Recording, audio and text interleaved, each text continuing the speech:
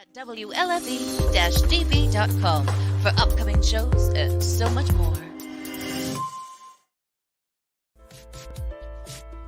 Hey everyone, it's Tuesday night again. You know what that means, don't you? It's time to join Mike and Kristie for another episode of Where's My Sage? A show hosted by a psychic medium and a guy on a quest to find Bigfoot. Who would have thought?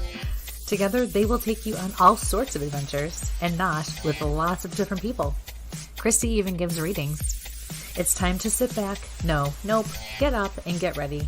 You can't sample the universe sitting down. Your hosts are waiting. Come on, let's go.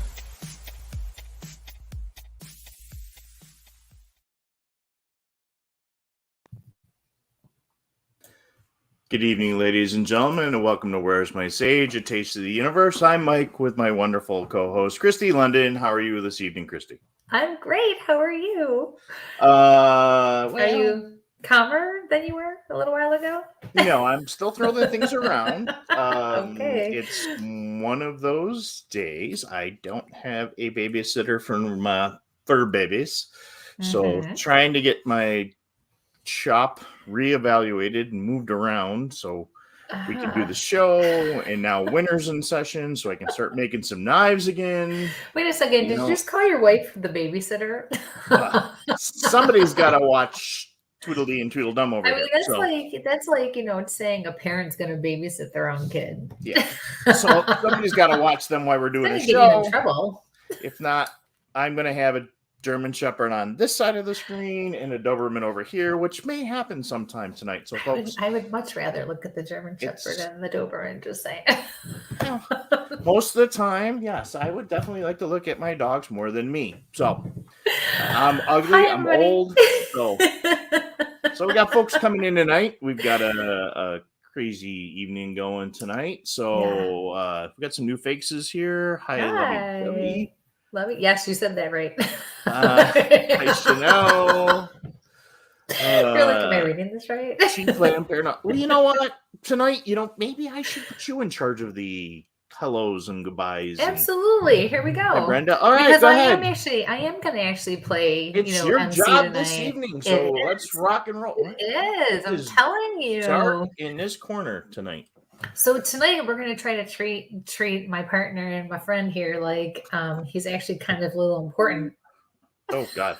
What are you doing? Don't feed me. I'm trying to get some good lighting here. Stuff. What the hell? If you could see what I got going over here, there's a mess over here. So. Oh, I can imagine. Oh yeah. I can only imagine. So anywho, but yeah, you still get to like do everything in the back. I can just handle the comments, but so let's see, who'd we miss? And I promise I'm not going to block anybody on purpose. Hello, Penny, and hello, Shayna, and hello, let's see, Margaret and Michelle, one of the most important viewers. Why do I feel like we're in romper room tonight with the I see is what it sounds like on that side. This is not the banana split episode. I didn't happen to like that show that much. I thought it was kind of corny. I liked Mr. Dress Up. Before my time. My favorite. All right. So let's see. Grandma would like to see her granddogs. There you go. See? Yeah, they're in the other room. So yeah. They're in the houses on the other side. So, and who else do we have here? We have Colette all the way across the world. Where'd she go? Oh, see, it moved up, so I missed it. There we go. And I know I'm going to give you a heart attack. And Travis is here, and Robert. Oh, Kim. Hi, Kim. I'm going to just go out of my way to purposely try to rattle my friend over here. It's done. I'll go outside. Tara Redden Phillips, hello. Let's see though, because usually it's me on this spot and you get to just kind of hide on the other side and do your thing and read a little bit of the comments. And tonight the tables have turned, my dear partner. Yeah. Oh, look at you got your cohorts here too. And we have, let's see, who's this? Unilizzy? All right, 333. Hello. And let's see, Matt is here. All right, Matt. Hello, Central brother. Bigfoot, Florida Bigfoot. My bad. Oh, it's not that easy, is it? Okay. All right, let's go. You get to talk about stuff you already do. Let's see you give a reading. Oh, wait, you can't. Oh, Mike's in rare form tonight, you guys. So we're going to have to bust his chops. He's like way up here. Usually I'm the one who's like way up here. And, you know, he's, yeah. Just remember, we're a pet-friendly show this evening, folks. We are definitely a pet-friendly show this evening. So what's been going on? Well, cool thing. You know, our friends at Small Town Monsters sent me some little things this week. Oh, very a little cool. on the trail button. All right. Oh, I moved my chair, so now I can't get to my drawer. And some cool new, well, you guys have seen this one. This is On the Trail of Bigfoot, the journey that I was in. And then they sent me some really, really, like I said, cool artwork of their On the Trail of UFOs. That's right. They have a new one that came out too. That's been out. Yep. Well, we're getting there. There's that one. And this is their Howl of the Rougarou. That's out. Of the what? Howl of the Rougarou. There you go. Just wanted to hear you say I got that one right. And got another Journey poster. So I got my thing. So I got mine behind me. That's pretty cool. And oh wait, it gets better. And then guys, at midnight last night came out the new one. On the Trail of Bigfoot, the Discovery. That's in the PNW. That's the Nest guys. That's Shane Corson. And I can picture everybody's faces today. David Ellis, who does sound, and the big guy. And it'll come to me in a minute. And I can so see his face right now, and it's not going to come to me. Anyway, sent me a cool shirt to go with it. So, you know, I do like hold that up. All right, so there you go. Cool. Oh, that's cool. Where's mine? Well, see, this is what happens when you sponsor their stuff. Then their case files stuff. I mean, they went crazy, and I got my new copy of the Discovery. Awesome. I think you should bring that T-shirt with us to the show tomorrow night, and I want to look at it up close, and you just might not get it back. And a walker. You know what? I got this other poster. Maybe I'll bring one of those for... I'll sign it and whatever. So, I was going to say, you'll sign it. Oh, you'll sign it. And I don't know. Anyway, along with that. Well. So along with all these things, Mark Matsky that we had on with Seth put the companion book together. So each of these movies, they went through and documented how the progressions went with the movies, and it's not working so well with my screen here. But yours truly. Was show and tell your favorite subject in school? Yeah. No, not really. But you know, Alex is in this, Seth is in this, and then I mean, I can just see you standing up, you know, in your little, you know, Jordache or your little corduroy pants when you were little, and you know, and holding your book up like the teacher would, and pointing everything out. And yep, but I can't find it now. Oh well. Anyway, yeah, that's pretty cool. Seth's done a lot of great things, and they're becoming so big. Yeah, well, you owe me in the middle of this thing talking about an event, one of the first adventures I had with the guys at Nest. Very cool. So, so you're in that book. So everybody buy that book. Hold it up. Too. So this is the companion book. You had to be part of the Kickstarter. Gotcha. So folks that were at certain levels of Kickstarter, they got that, and they're going to be doing that. They're actually going to start a whole Monsteropolis setup. So, so that's kind of been going on. So, you know, they sent me some other stickers and. No, Michelle, it's not. No, I'm usually checking grammar and spelling and you know, having to rewrite. But you know, some of this stuff is over on their YouTube channel, and like I said, Seth and those guys and Alex have been pretty good, and they've got their Kickstarters coming back out in September, and they've got American Werewolves coming out, Bigfoot: The Last Frontier, another On the Trail of UFOs, and Bloodlines: The Jersey Devil Curse. Wait, those are the movies for next year. So if you sponsor next year, you know, put your name in a credit. It's awesome. All right. So no, seriously, it's great. You know, like when you watch the fireworks. Okay. So that's what we got going. That came in the mail. So thanks to those guys. Matt's gonna win the lotto. You know what? No, sorry, Matt. Yeah, there's a very long line for those numbers anyways, and I'm definitely on that list myself, so that's just not going to happen. She's not going to give it to me either. So how would I do that? Speaking of crazy events that we have coming up tomorrow night, let me bring it up. We're going to be busy tomorrow. Yes, we're going to be traveling a little bit. Not far, but enough. Yep. So tomorrow we are going to be live in person. Ooh, what the hell is that? That's like some sort of flying bug just like came over and was like, hey, what's up? And then flew away. Okay. Ooh, it's in my room. Crap. That means I have to kill it and hope it doesn't go in my sheets. Anywho, so yes. So tomorrow we are going to be doing a live in-person Q&A about all things paranormal, Bigfoot, Sasquatch, spirituality, really whatever you want to talk about. And then followed by a gallery reading. So doors open at 6. And 7 to 8, we're going to do the Q&A. And then from 8 to 10, we're going to do the gallery reading. So it's going to be a terracotta coffee house over in Alfred. The village, I think it said the village of. It's in Alfred. Yes, it's on Main Street in the village of Alfred.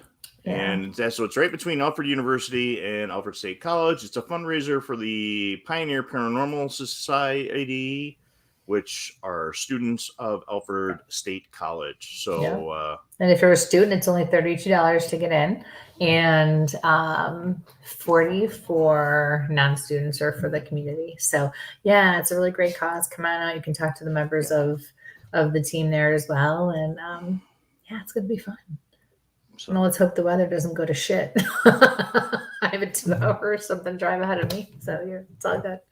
Yeah, very excited though. It's going to be a good time. So come on out and see us. Yeah. What else? Oh, so we have. So remember how I had said that unfortunately, When Darkness Falls, the show that I was filming with another group, we filmed and then it kind of got put on hold, and then shows in that genre for the particular station or channel that was going to play it or air it, it ended up not being able to happen. So it's been put on hold for a little while, and we just received word that there might be another avenue we're going to go down, and stay tuned for more details because I'm not allowed to say a whole lot just yet, but we're really excited because we're going to be able to hopefully in the near future have our show air after all. So stay tuned and keep your eyes on our pages for When Darkness Falls, and we'll give you guys details as they come up.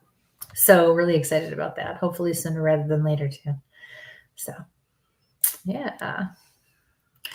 All right. So let's see here. Ooh, is this validation? Chanel. Oh, I'm so glad. Thanks for tuning in too. I'm really happy that everything worked out for you. Thank you for that. Awesome. All right. So, Michael, my friend, my partner in crime, you've been busy. Yeah.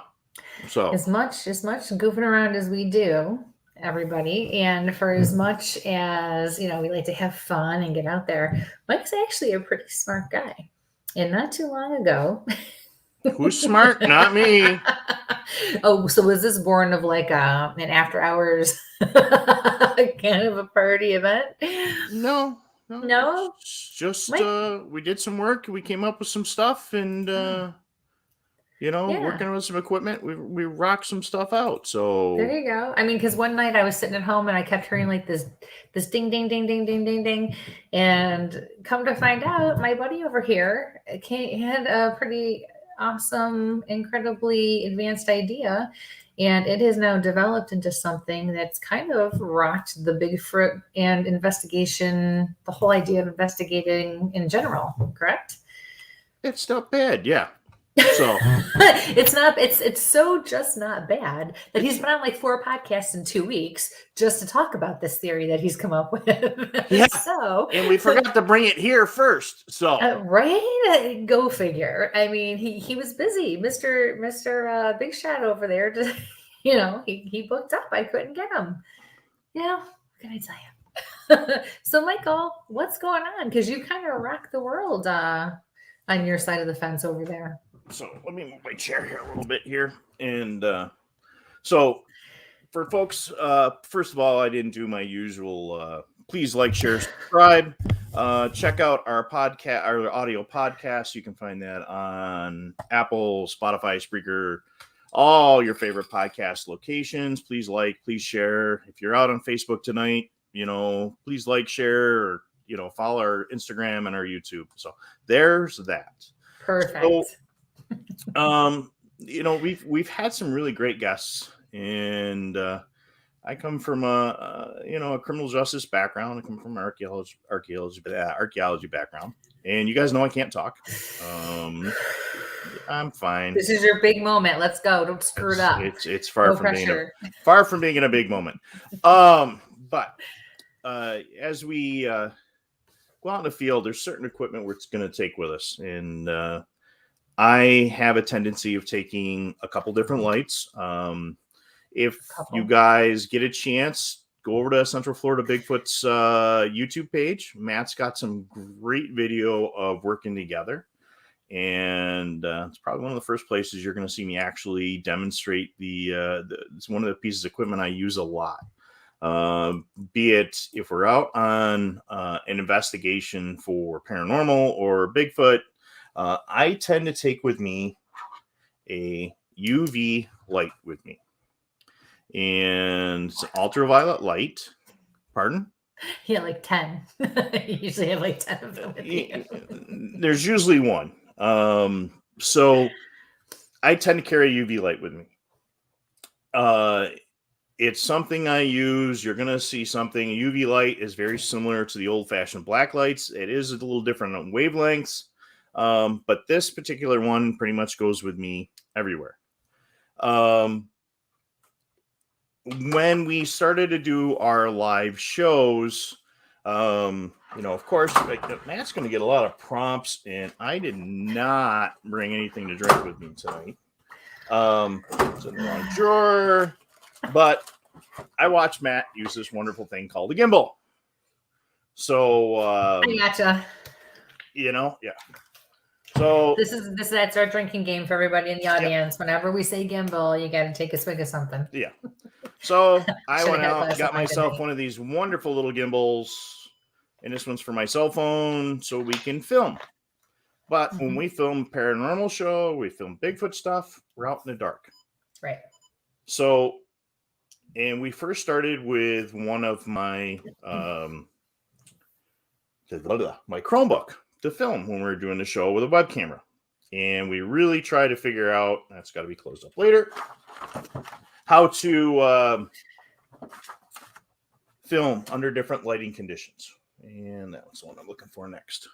So I tried green lights, we tried blue lights, but you know what? When you take a bright light like that and try to shine it on your partner who's a medium, she kind of loses her thoughts and you lose your night vision and can't see anything. Blind so, medium. That's the connection. And we tried some smaller lights with some other different light colors, and we went with red. Still kind of blinds you a little bit.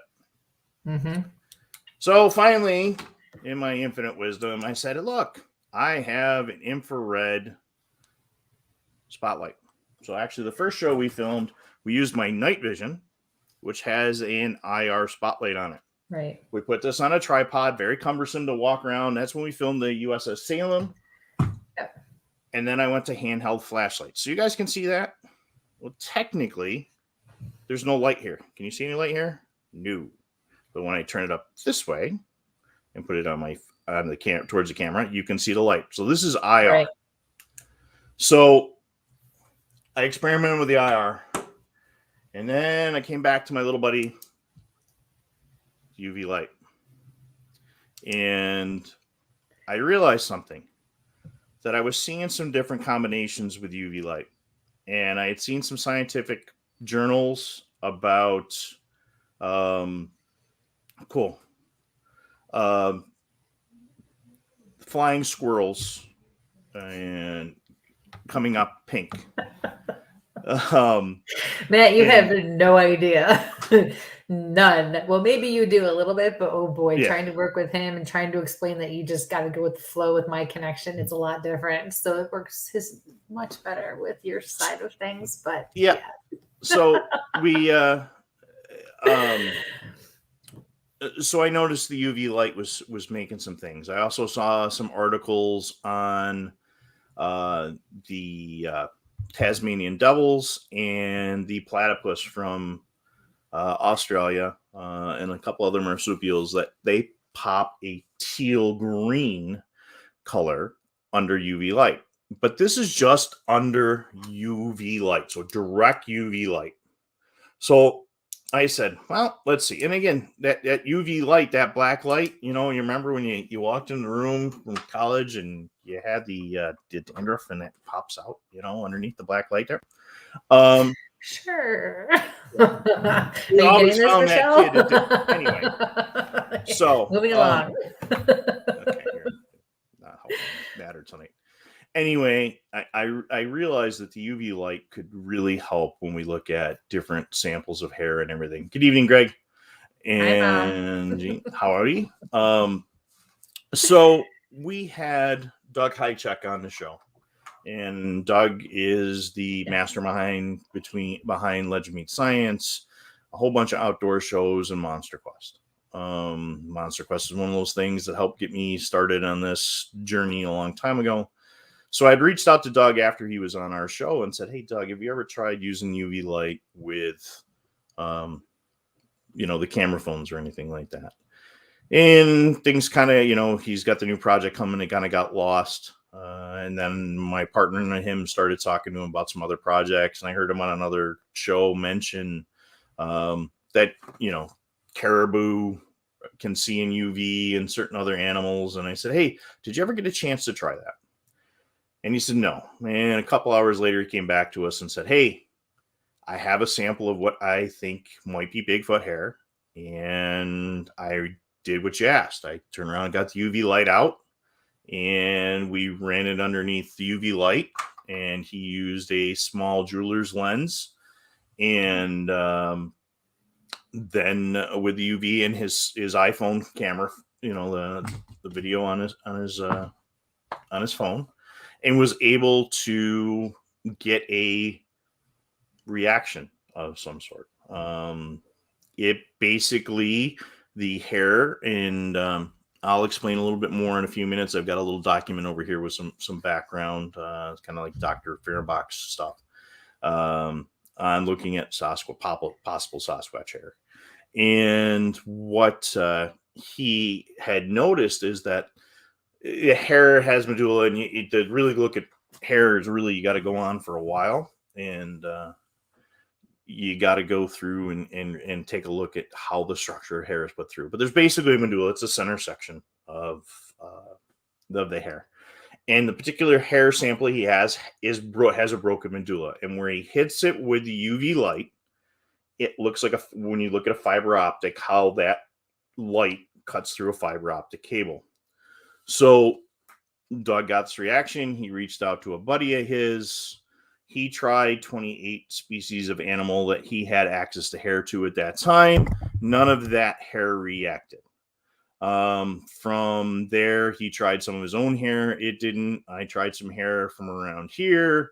Both dogs probably don't like me after I got done, chasing them around the house to brush them so I could get some shepherd hair, Doberman hair. Babies. But we got some samples, and we've tried some of those samples. And in my desk here, I've actually got some Holstein hair that was given to me by one of my coworkers.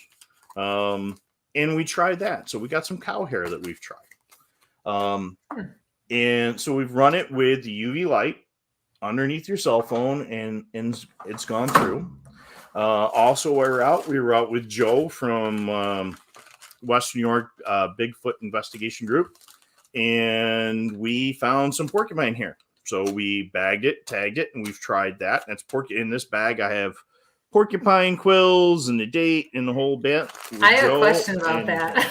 Yep. Go ahead. Number one, I had no idea porcupines actually had hair. I thought they were just prickly.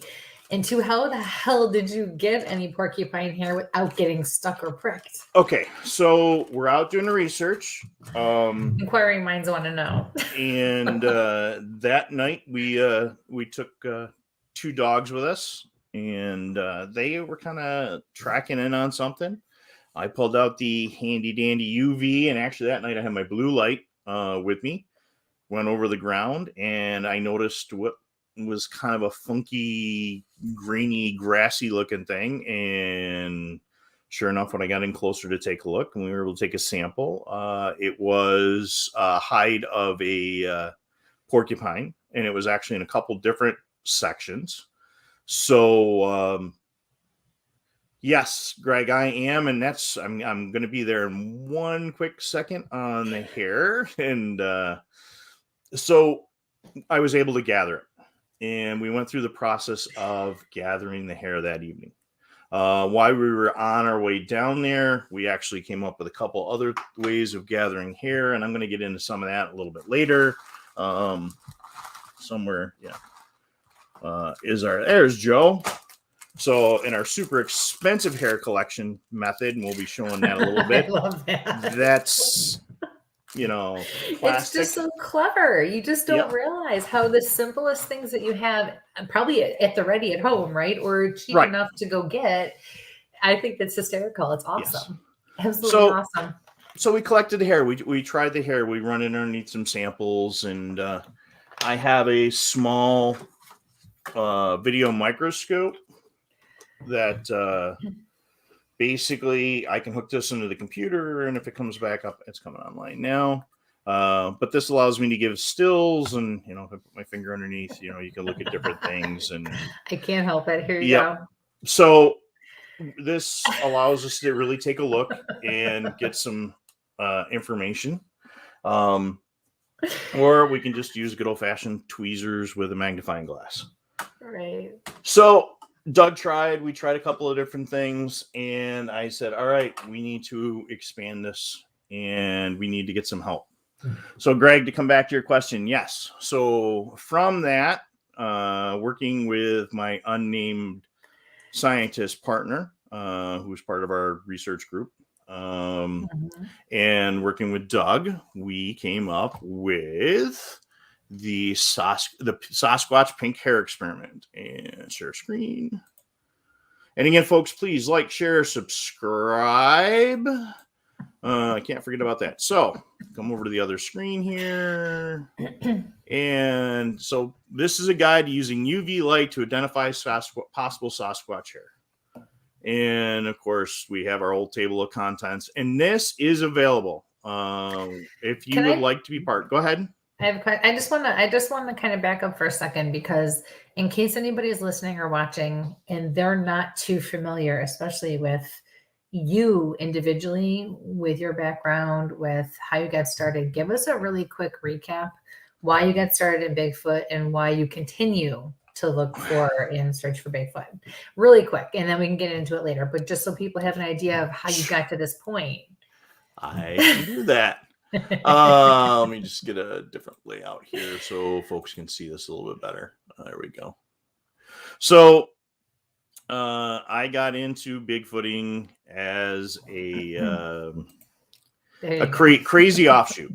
I was talking to some gentlemen about the possible big cat sightings in New York. And the gentleman I was talking to worked for a state law enforcement agency. And he said, well, that really doesn't happen. I said, okay, but what about the one that we found in Connecticut? Well, it had to come across somewhere, blah, blah, blah. It was from the Midwest. Okay, he goes, but while I was working in Chautauqua County, which is in the western part of New York, down near Lake Erie on the Pennsylvania border kind of area, down in that Ohio side, that he had taken quite a few reports for Bigfoot, quote unquote, Bigfoot related stuff. Well, I filed it away with like, okay, yeah, Bigfoot, whatever. Anyway, we have a guy I work with, kind of looks like, big hairy ape and Bigfoot, and always got, he's got a nickname. He looks like one of the characters from the movie Congo. So I went through and Googled as a joke any Bigfoot sightings in Livingston County, and I let it slip. Anyway, I'm gonna have to go back and delete that later. Anyway, there was a sighting down the street from me, and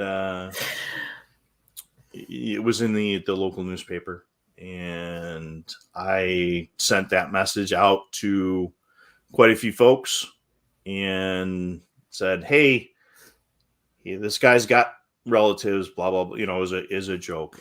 And I got a response back from a couple of gentlemen, and one said, hey, I've got a couple of guys that work for me that are out looking in this particular area. And then a college buddy of mine that was part of that message group said, well, that doesn't happen, blah, blah, blah. State agency releases one Bigfoot with one mountain lion and one timber wolf. I said, okay, yep, whatever. Like John.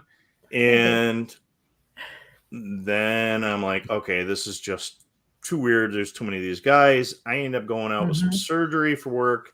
And I stuck watching TV, and I end up coming across Seth Breedlove's Small Town Monsters, The Beast of Whitehall. And as I'm Googling and finding these things, I'm like, okay, let me look at that Chautauqua County thing. So as I Google, Bigfoot Chautauqua County, New York, I come across a Bigfoot festival in Chautauqua County, Peter Weimer's event. And I went down there and I ran into Ryan Reading. Kristie and I have both been out with Ryan. We took Kristie out on her first real big Bigfoot hunt with Ryan in Chautauqua. Yeah. And heard a scream that night. Yep. At that event, I ended up meeting Steve Culls, the Squatch detective. And a couple hours later, Steve sent me an invite on Facebook, and hey, come join my team. And I've been tooling around with Steve all over the place, and he's 4 hours away. And he then introduced me to the guys from Nesra that are out of the Northeast, and they've been around since the original Bigfoot forums and everything. And I went on an event with them, and during that event, I came across some tracks, and saw that, Joe. I found a trackway and found a sample of what we thought was, some hair at that time. It fit all the criteria. And then short time after, I ended up at Eric Altman's event. And Eric, condolences on losing Woody today. I know. I gotta get that out to him. But at his event, I heard my first scream. That's where I met Jay and one of our first guests on the show. And Joe, they were on with Joe, Steve, and Cliff. We did that Bigfoot event or show back in the day. So if you guys are looking for a real cool show with some great East Coast, West Coast kind of thing. Yeah, because I was not part of it. Yeah, Kristie was out surgery. Anyway, I got tied in, and after I found the hair, I reached out to a buddy of mine as a scientist and said, "Hey, can you take a look at this?" He thought I was messing with him, but then, hey, we wanted to get out and get in the woods, and we've been rocking it out. So and then we picked up some of you guys have seen Ray come on the show, who had a sighting. So that's where we've been, and we've met some really cool people along the way. Quite a few here, and I've been out with Joe and Matt from in Florida. So we've got to do a Florida trip. A lot of stuff here in New York, Pennsylvania. Kristie's got to go. Yes, ma'am. Question? I have a question. So when you say that the hair you found way back when, or the guys that, said, hey, we have some hair and it might meet all the criteria. What criteria are you talking about? Because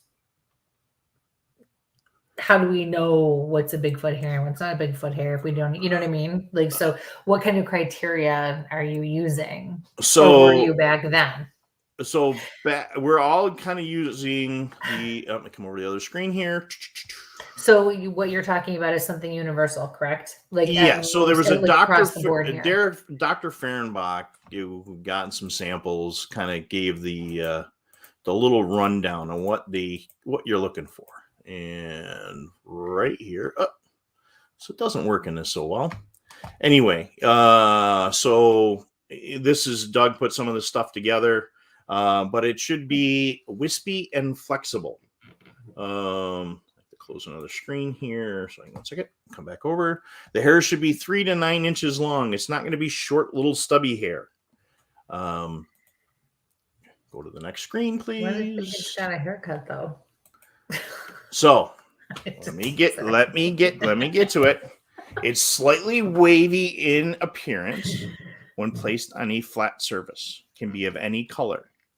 The ends are tapered. They will have a taper end present and does not look to be cut by mechanical means under a microscope. So when you look at it underneath a microscope, you will see a sharp cut where it doesn't look like it's worn down. So that's something we want to look for. And then yes. So this is a hair sample that is something that was never identified, which is why we are using it as the basis to build from. Right. We've never, ever been able to compare it, find it, mesh with it, nothing. That's where they're working with those. Okay. And then underneath a microscope, you'll see an intermittent medulla. Now, when you start looking at a lot of this stuff, there's a lot to go into hair. When you look at the follicle end of the hair, depending on the animal, it will be everything from a round to a spade shape to a corkscrew. Cats are kind of different from humans. And then depending on where you pull the hair from, be it from the head, the belly, the back, or the tail, you'll actually end up with different types of hair. So when we think of fur, fur and hair is still similar, but they're guard hairs or whatever. So when you were asking about the porcupine, we have to go in and open the bag and take the sample, and we'll see if we got some time for that a little later. But it's all in Chaplain. You are Chiefland Paranormal. Sorry, I have to put it up there. That's funny. Because hey, that's a legitimate point. We can't hear you. We can't hear you. I can't hear you. Can you guys hear him? Hello? Can you guys hear him? Let us know in the chat if you can hear him.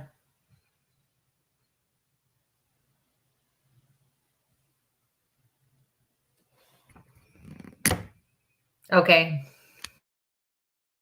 Testing 1, 2, 3. Can you hear me now? Can you hear me now? Can you hear me now?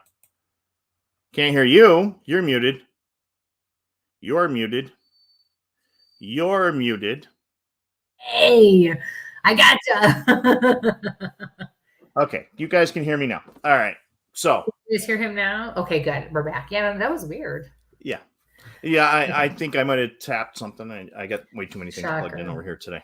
Could you be careful, please? If you're going to keep going like this today. Anyway. So, we like when the tables are turned? Is that okay.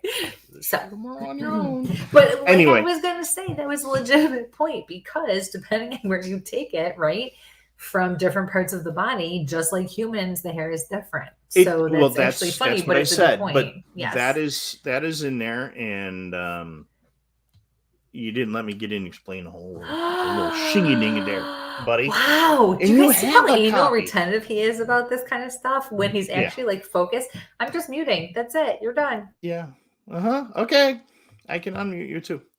Anyway, those original hairs actually look like pubic hairs. And when I did turn them over to my buddy for the original study, that's why it took so long to find out, because he thought I pulled his leg by sending him pubic hair. So when you look at that, it kind of crazy. So you guys can't hear me now again? London, can you hear me, please? I can hear you. Okay.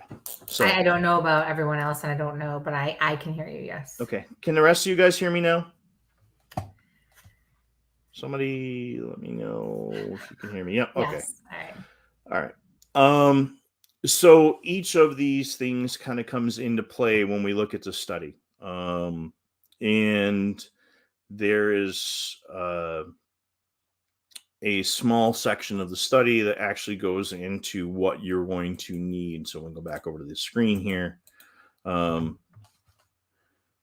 Those different items come over to there. And again, guys, I got a couple of different screens go. You're going to need certain amounts of equipment to go ahead and pull those items. And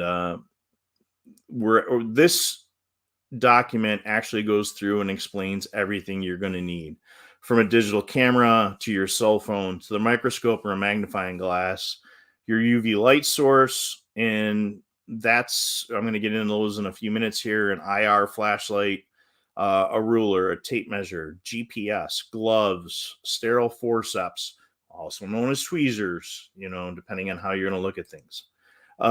Surgical masks, acid-free paper, white and a black sheet of paper, pens, paper, envelopes, notebooks, tape, a hat, and hair covering. So everything we have, we're going to be working with. And this will literally walk you through on how you're going to take that sample of hair and what we're going to do, including photographing the discovery site, any photos of the area around, so the hair you found, where you found it, how high it's up, and then when I say an 8.5 by 11 sheet of paper that's going to be folded up, I'll show you guys that in a few minutes, because this is all going to go into the whole setup and recording all this data. And again, I can get all of this out to everybody at the request, how to put everything together, including what you're going to look for, how you're going to find those things in the breakdown. And you're going to break down things in samples. So you just said this is something that you can get out to everybody. Like this is, yes. so this is a packet that you actually put together of information. This is the full packet. If somebody thinks, okay. Yep.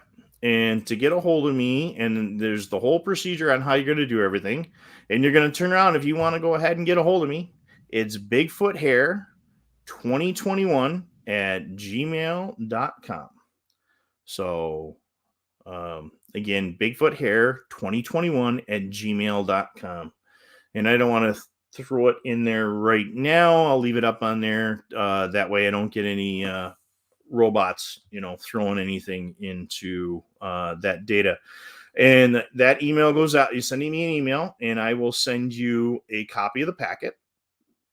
And inside the packet, there's I got to switch views, guys. Just one second. There is this envelope packet information, and this all can be filled in, and you can print it right off. So we are going to be looking for the date, the type of animal. So if you have a animal that you already know, a known animal, we want to know as well where it was taken off the animal. The collection, the color, the location, and GPS, and then again how we're going to break that down, and it's the fold. So basically, you're folding a paper in thirds. Very simple. So I'm going to do it quick, but it's in thirds. Third here. What's the third here? And we are making an envelope. We are making what we call a pharmacist envelope. So when we open the envelope, that hair sample is going to go in that center. Oh, let me close this out for a minute. Stop share. That's pretty. Go in that center one specific, here. But that makes it very. So that goes in there. People. The hair folds in, folds down over again. That goes over. That goes over, and then all this data. Share. Go back to share screen again. Is that like Mike chasing his dogs? Okay.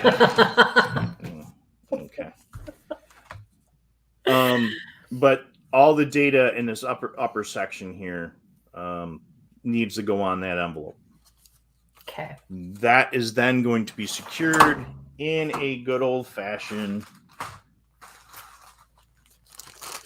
paper bag. So find those good old-fashioned sandwich bags. Yep, street pharmacy envelope is basically what it is. That old pharmacy thing. It will go in there. And that data that we just had above will go on there as well. Once you have that collection, we're going to go to the next screen here. Here's the specimen data collection sheet. Yes, ma'am. So is it just chain of evidence basically you can triple protect it so it doesn't get, because you got it in the paper envelope and then you have it in a paper bag and then you have it in a plastic Ziploc. So that's to preserve and protect it? Yes. Okay. And I'm going to get into that with some more equipment that we have today as we move along here. Okay. Can everybody see that okay, or do you need me to make it a little bit bigger? Again, if you guys want these, I will go ahead and send these items out to you. But on this particular thing, when you take a sample, I'm going to ask you to take 2 samples. What I always hear from all the other podcasts and everybody else is they go out, they collect a sample, and you send your sample out for somebody because they've got a DNA study or you think it's a lab. Or, hey, we can tell you what it is, but you send your whole sample. So I'm asking folks to turn around and break that sample down in the field. You're going to make basically, and all the directions are in everything. So you'll get a sample, and it'll be sample A and sample B, and number 1 or number 2. So like I said, if you had a deer that you have a sample from, so you took something from the hair and the tail and the belly, you'll go through and say, hey, I took that sample from this part on the body, and this is sample A or sample B. So we'll use sample A to go ahead and put things out. I've even made suggestions of folks to keep a little bit of hair in a clear sandwich bag in front, so you could go ahead and take a look at that. So somebody wants to see what it looks like.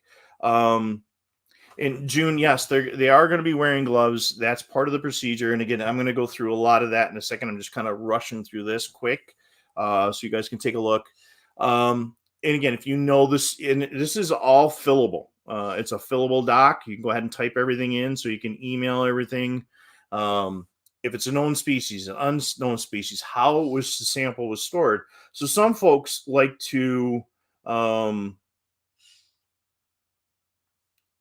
an S on the hair in the email. There's no S. Should be Bigfoot hair. Why is my other thing not coming up here? Hang on one second. Okay, I'm gonna go back to the other screen.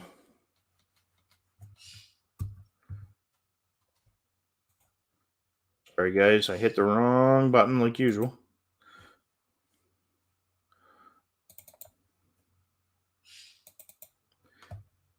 There is no S. So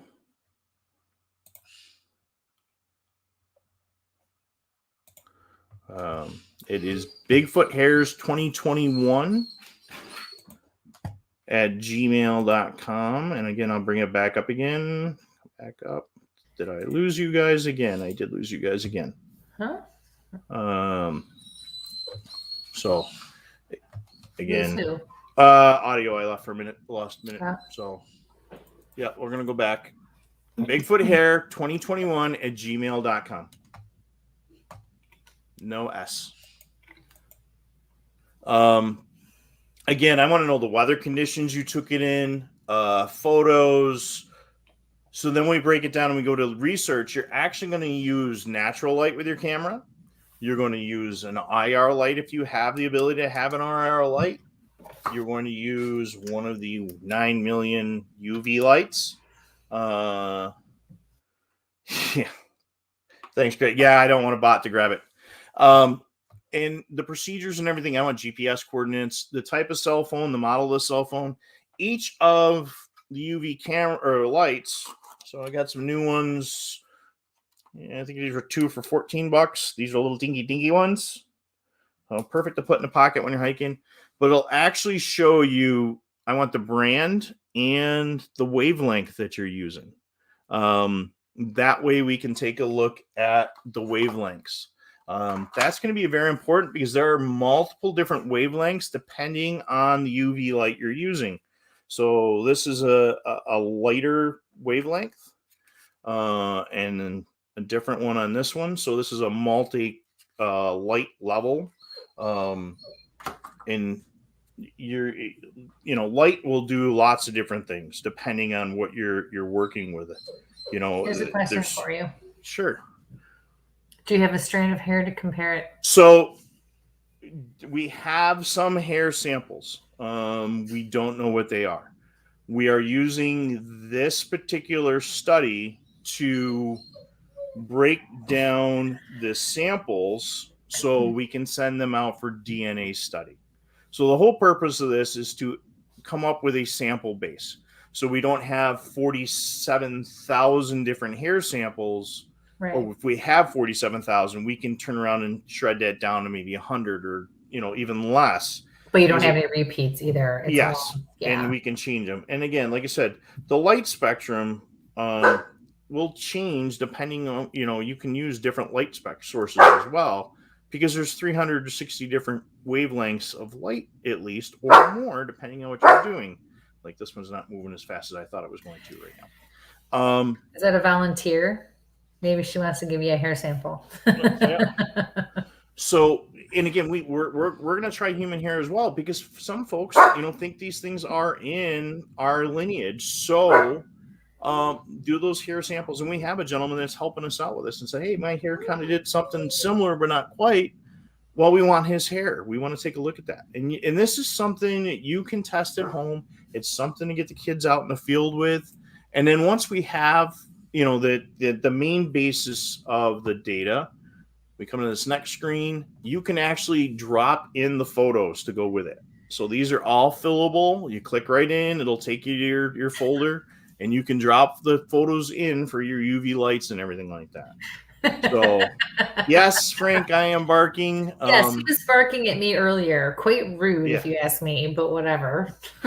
And again, there are spots for other descriptions of the locations that you can put that information in. So we want as much data as we can get. Those items, again, are all in the study.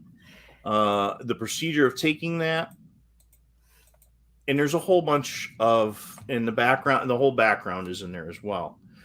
Now, when we go out in the field, there's a lot of equipment we take with us. So again, can hairs be collected from road? Yeah, I don't care if they're collected from roadkills or not. I mean, that's where basically the porcupine we had was, it wasn't a roadkill. It was killed by something else. John, yes. Probably full of salt too. Gina asked, are we looking for controlled samples? Yes. I mean, controlled samples are a big part of this. And I would like controlled samples. If friends have friends or family that work at a zoo or work in an area like an SPCA volunteer. Yes. Excuse me 1 second. I just have to let them out. So. Wow. All right. Take your breaks. Take your drinks. Ready? Gimbal. I should have had glass of wine, because tonight I'm not doing anything but playing with the chat room and harassing Mike a little bit. We have to keep him on his toes, so a little bit of wine would have been nice to go with the whole. Maybe at the break I'll go grab one. As our friend Joe Pieri at Paranormal Oddities always says, an adult beverage. Absolutely. So see, hey, wait, where's my ha ha ha ha? I wonder how long it's going to take for him to catch on to this little thing I'm doing, but that's okay. How about this? So guys, remember, please like, share, subscribe, and share tonight this broadcast, please. There are a lot of people out there. There we go. How about this? Every time I put this up, everybody in the chat room, just drink with exclamation points. Drink. It'll be fun. Hi. It's like doing the wave at the hockey game. Okay. All right. So Where are they? Where are they? Where are the dogs? they're outside. So, all right. So yeah, the information, the whole procedure and everything is in there. Again, we are looking for designated samples. So if we know, Hey, I have a question for me in here. Greg, it was quite the experience because, boy, let me tell you, we heard a scream that night. The very first time I went out, I've only been out, I've been out a bunch of times, but like truly, I heard a scream. But the best part about it was they left me in the woods.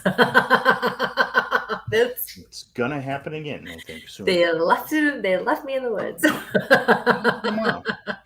So, well, here's something for you right here. Says you should talk to Cindy Dozin. Not sure on the spelling of the last name, but she deals a lot with hair samples. It might be a good lead. So Doug has been in touch with Cindy, and we've been in touch with a couple other folks. But again, yeah, like I said, we thank you for that. But yes, I have been in touch with Cindy. But Doug's, his name kind of runs a little bit quicker than mine. So, Doug's on the phone, instead of Mike's on the phone, But yeah, so if I go back and share my screen again, there's actually a location on here, and I got to get out of this particular view here. I upgraded, and it's giving me a little bit more I want. But right in here, if we have a known species, we want to know that. We want to know where that species is, or where that hair is, collected from. If it's a subspecies, we want to know where that is as well. So that's all very important to the study, is having all that data. And then again, this is something you guys can do at home. If you want to get out with the kids, it's pretty reasonable to do this. You're going to need your cell phone camera, and it's going to be turned on video. You're going to need UV light. So this is one from Harbor. I think it was like $6. Mag light. Yep. It's UV. No, this is. Oh, UV. sorry, that was your UV. This is UV light. Oh my God, I am so sorry. Holy cripes, man. You can get a two pack kit of these guys. These are 365s. That big online box store. I said I got a 2-pack of these for I don't know, it's $12 or something like that. Again, these are 365s, and you can, and now they're out. That's okay, because you know what, Mike? It's just about time for a commercial break because it's 9:00 already. So Why don't we take a break, and you can handle the girls, and everyone else can go get their drinks for the second half, and we'll be all set. Okay. Stay tuned, everybody. Quick commercial. WLFE-DB.com, where you can find vodcast shows, podcasts, and more, like Where's My Sage, Inside the Drag Closet, Across the Pond, Paratalk Radio, Just Cindy, and more. So go check out WLFE-DB.com, where talk radio is a whole lot better. Our shows are your shows, and that there makes for a great talk radio. Hey guys and dolls, this is Casey DeVille, the better half of DeVille Inc., Baltimore, Maryland. If you're ever in Baltimore, stop in and see me and Tony. Invisible Brie, 5920 Eastern Avenue, Baltimore, Maryland, 21224. Give us a call if you're in the area at 410-400-9641, or look us up on the web at DeVilleInc.com. DeVille Inc., where we specialize in you.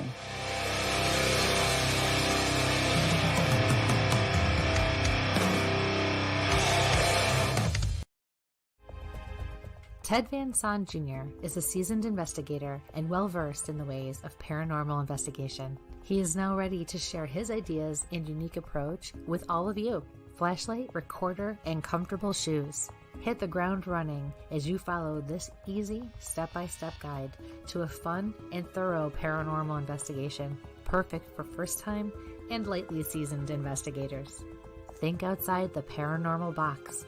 Learn all about the technology and techniques used back in the early days of paranormal investigation.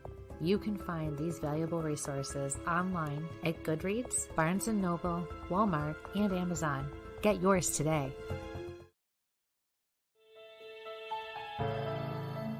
Hi, I'm Jenna Grover. In a world of fashion, we get lost in the cost. Everyone wants that special piece of quality jewelry, but they can't afford it. Not on my watch.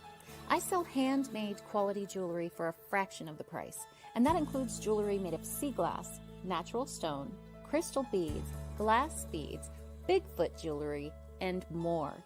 If you don't see what you want, email me, because I make custom jewelry too. Check out my website at gbythesea.com. Also, you can email me at jewelry@gbythesea.com.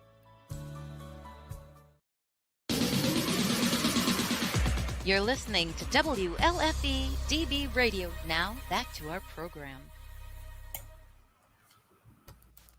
Hi, guys, and welcome back to Where's My Sage? I'm Mike here with my wonderful co-host, Kristie in London. Hi, everyone. We're taking the wonderful new pink Sasquatch hair experiment program, and that's what we're talking about tonight. It's something I'm working on with an unnamed scientist and Doug Hychak from the Monster Quest and Legend Meets Science and Legend Meets Science 2. So the three of us have been bouncing some ideas around. We've actually picked up a couple more scientists from a major university that are helping us out. Yeah. So please like, share, subscribe, and get this out. So we were talking a little bit about how we're using UV flashlights. We're using the UV with the different setups. We are looking for help with known species, so we can take a look at known species, Right. see how this works. So again, like I said, we're using multiple different types of UV lights. Like I said, the other one we're using, this is the old style. Hey, in this age of counterfeit, it's not a bad thing to have one of these things floating around anyway. You can use them around the house to look for things. UV light has been used in law enforcement and scientific studies for a long time. Hi, Deb. Also, if you are in some of the southern states or along the coast, it's used to find different types of creatures with exoskeletons, scorpions, insects, different crayfish, anemones if you're walking around the coast. So it's a lot of fun to have. Again, this is another high density one that I picked up. I picked this rock shows. And again, hot. Okay. Fruit Loop. Anyway. The thing came flying at me. Leave me alone. So, Mr. I have a thought process. Let's go. Yeah. Leave me alone. Kristie's throwing my whole schedule off this evening. So I'm just asking questions. You're not giving a formal I presentation. Anybody who has questions, please feel free to ask. right. And Bigfoot hair 2021 at gmail.com. Again, I'll come back to that here. So the other thing is, I like I said, I carry a UV light with me all the time. Kristie knows we were at a paranormal convention. The guy's selling stones and crystals, and he's like, "Oh, this glows underneath UV light." And of course, he was trying to sell things. I walked by it and shined his table, and he sold everything out because I had that. The other thing you're going to really make That sure actually happened. So June had asked, are you going to glow up? Yes. You're going to put a kit together for this. And like I said, you're going to be as best as you can. Because if these samples do come underneath and do this pink glow, and you think I would have the pictures up on there, I got to go back into another screen to pull those up. Anyway, we'll be posting some of those. Doug's got some up on his page. So you're going to make sure you have your gloves. And for us old people that had 35 millimeter cameras, these little plastic containers were great to put your gloves in. But the reason we're going to make sure we got gloves in this age of masks, you're going to make sure you got a mask. You're going to have a hat. And again, these are all things that are in there. because you want to make sure. Well, maybe tomorrow night, Joe, because I may just. Oh no, that's a fundraiser. I have to go. Oh, anyway, he will not be going out tomorrow night, Joe. The work wife has spoken. Joe, we will be really, really, really close to that location too. Oh, yeah. So, again, the reason I'm having you take 2 samples, the reason I'm having you glove and mask and everything like that. One is for contamination. We want to make sure we're keeping as much human contamination as we possibly can, minus wearing a Tyvek, suit and a full respirator and everything else like that, which you could do if you knew you really had something. You saw it, man, glove up, suit up, whatever you need to do to keep your stuff away from everything. So quick question. Can you just catch Deb up real quick? She's new to the show. Deb DeRusse. Oh my God. Wonderful lady. You guys got to meet her sometime. Oh my gosh. She and her husband RJ are just amazing people.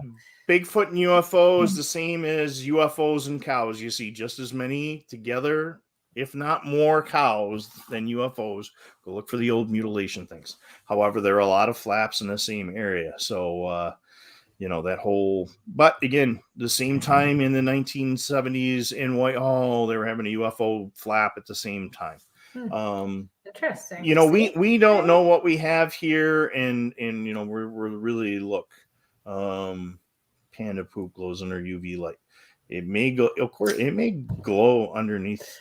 Yeah. I don't know if panda poop actually glows underneath. I will have to take a look. It may fluoresce underneath it. Just because I don't know, I've been wrestling on with the dogs. I mean, is it glowing on my shirt from where the dogs were on me? This is a pink. This is like when you're looking down. If you ever shine a light through a fiber optic or a clear plastic tube, that's what it's going to look like. And that's one of these days, almost like, I don't know if I do that. So it's going to kind of be, how the edge of plastic, if you shine light through it, that's how the hair is going to kind of look. Again, tweezers and a magnifying glass might help to carry something like this. This one happens to be lit, and you're going to make sure you're going to carry these things. You're going to use tweezers. So these are little ones I got online. These are like the ones you pull the come out of the medical kits and stuff like that. So there's again, you want to stay sterile tweezers too to make sure these are all sealed in here already, so we don't have to worry about getting set. And they come in a 3-pack kit. So if you're like me, I run a day pack and I run a night pack. So my day pack has got my DSLR camera and everything with it. So I have one kit set for that, and I have one that run with my thermal cameras and my night vision and all those things. And then just in case you don't have a 3-pack, you can also disinfect or sterilize with even just rubbing alcohol. If you need to, you can have rubbing alcohol wipes. It's a dental system to me that's coming out there. Yeah. So you don't have to carry multiple like my partner over here does. As long as you can wipe it off and reset it. You can get the kits at Hobby Lobby. I got tweezers all over the place around here today. The forceps style that, really gets you a little fancy dancy. I like carrying the little ones with me. They're in a container, so I'm not stabbing myself. So having those items, you're going to have a tape measure. Okay. Again, this goes back to my whole thing. You can go out with this big, heavy tape measure. Great. Makes a lot of noise. You leave it everywhere. I always suggest, and you can get 10 foot. This is only a 60-inch one. Tape measure. So you can measure the height from the ground to what it's at. So if you find it on a tree or you find it, you can go ahead. Another good reason about using one of the cloth or the plastic, the seam strip. Yeah. Yeah. If you need to have something to tie off, you can go ahead and tie and use it as cordage. So something to have in the woods. Again, having the paper. So it is a biological specimen, you're going to want to keep it in paper. You want to keep it dry so you can get in and set it up. So coin envelopes are another thing. So I'll keep a package of coin envelopes. Why? So if I don't have the paper, I don't have my 8.5 by 12 to, or 11 to fold, I carry little coin envelopes. So That's I can a put really my good sample idea. in here. So I keep coin envelopes in my little plastic bag with my gloves and my tweezers, and I keep that kit. And I think this was like $2.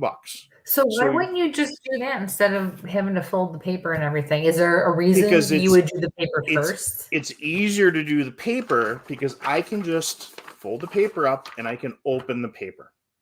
This, I may lose some hair in the bottom of the envelope. This is how I started.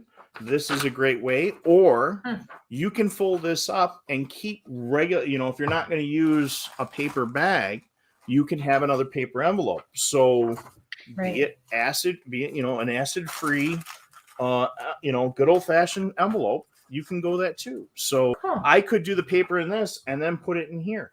The key is to go back and label. Where did you get it? Who was with you?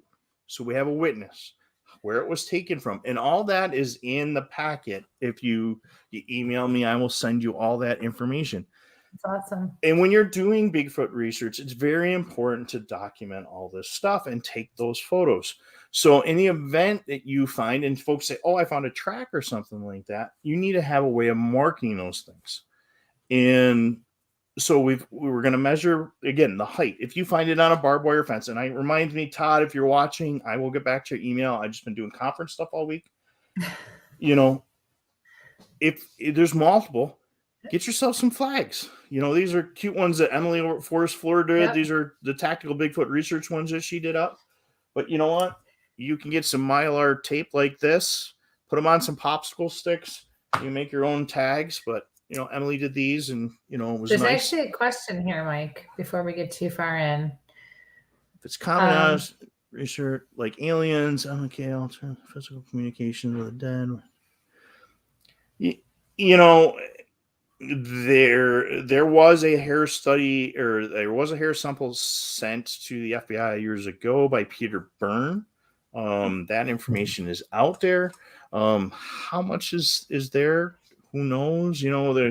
There's all these, how much is real, how much is urban folklore on the military stuff that has, Bigfoot listed in the Pacific Northwest as being an animal. Till somebody hands me an actual document, that I can turn around and verify. And folks, everything you see on the net, verify. Go over to Steve Cull's website, the Squatch Detective. He's got some great things on. If you see an image or see something, get to know how to use some of the equipment that's out there. So be it, TinEye or Google Images or something like that. If that document's been up, run it through one of those, reverse, that image, and you're going to find out, because a lot of this video, it kind of cycles around every 5 or 6 years. And again, the best part of this, and Gina just said there, my grandson's going to be very excited. This is the best thing about Bigfooting is getting out and learning different things. So, my buddy is not a real Bigfooter, but he's a scientist. And when we started putting this together, the scientific community looking at this is like, wow, what is this gonna lead to? But again, it's gonna get a kid interested in science. When we look at what equipment we're going to need, when you go out there, you're going to need to learn first aid. You're going to want to have a compass with you or a GPS. So teaching a kid how to use a compass and a map and what direction. I took this sample at this location and what was the weather conditions? When I go out in the woods, the compass is with me. A lot of times I will have a weather radio. This is a light with a weather radio, so I know all that data. Because I want to know that stuff. If you're collecting a hair sample, I want to know what time of year it is. I want to see where it's at, so we can look at, is there some kind of migratory route and everything like that? Like I said, each of these things we're going to take a look. You're going to go and take an audio recorder with you. I've got a couple different types of audio recorders with me.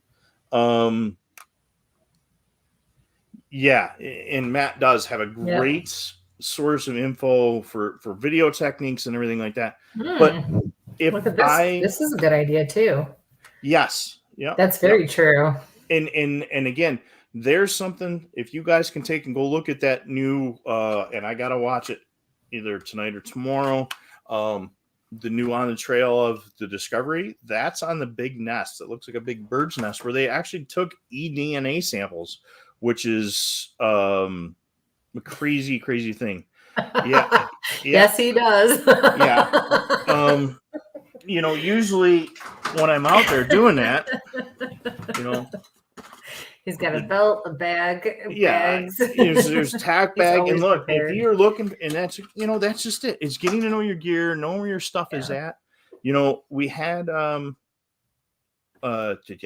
Chris Vick on from Sasquatch Survival Gear. I'm reading it behind me here. But Chris has got some great packs. He got some great sling bags. Having a good bag that you can depend on, that your zippers aren't going to fall apart, right? And you're not going to have a yard sale. That yard sale is when you walk and all your stuff falls out of your backpack or the back of your car because you didn't close the back of the trunk. Big thing. I had that happen to me when we were filming The Journey. When I was climbing a mountain, I was so worried about the kidney stones and the hernias that all my stuff fell out.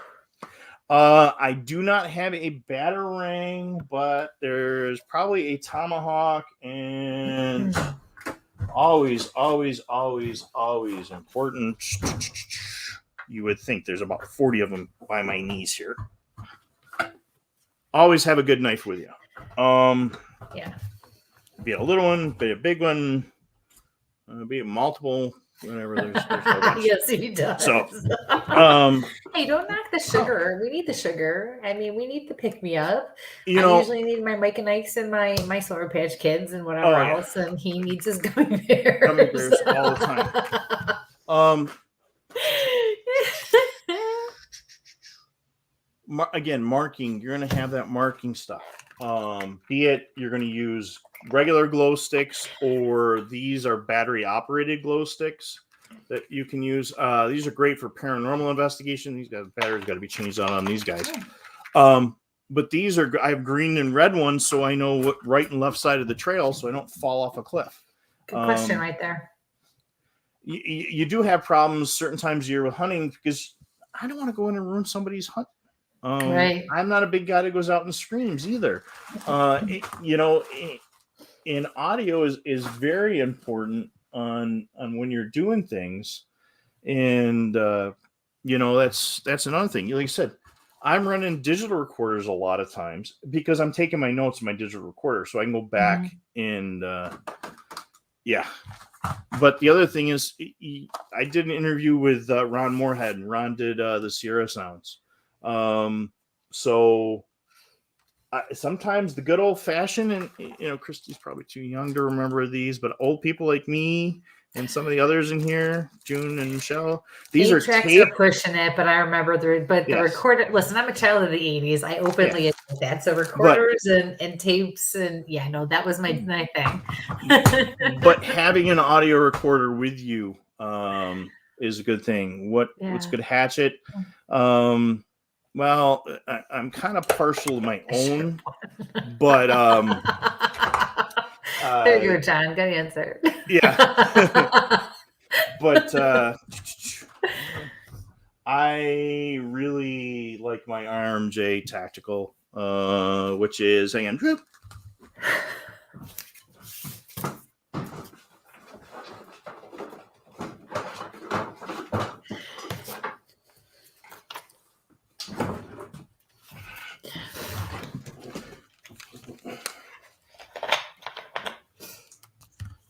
This is, if I go in the woods, this goes with me. It's RMJ Tactical.